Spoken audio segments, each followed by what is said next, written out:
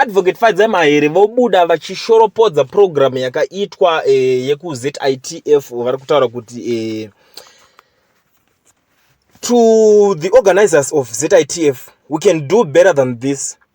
Standards matter. This was an opportunity to put the best of our Zim excellence on display, but it was fumbled. Optics matter. Perception management is important.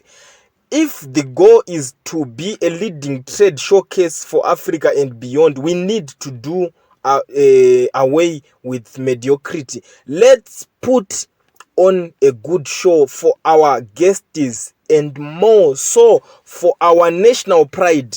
This earned it. We need new leaders. Zvikanzi iyoyo yemakarova setup yese yemakarova ikoko zvinhu zvayo zvamakaita zviri kuti zvinhu zvenyu zviri pasi iri down ndiye kudhara ameno yakasara itaiwo zvinhu zvinoratidza kuti muda kuleader, muda kuita leading ngirikini muAfrica munomu kwete zvamakaita izvi apa hamuna kunyatsoita zvinhu chaizvo ndo mashoko akabva kuna vaadvocate Fadzai Mahere. So panapa takakumirirawo kunzwa kune maorganizers acho kuti vachapindurawo kuti kudii nokuti munozviziva isusu zvenyaya ndo zvatinoda. Takanzwa kuti apindura ene anenge angopindura tobva tadzoka futi nenyaya panapa tichikuzivisai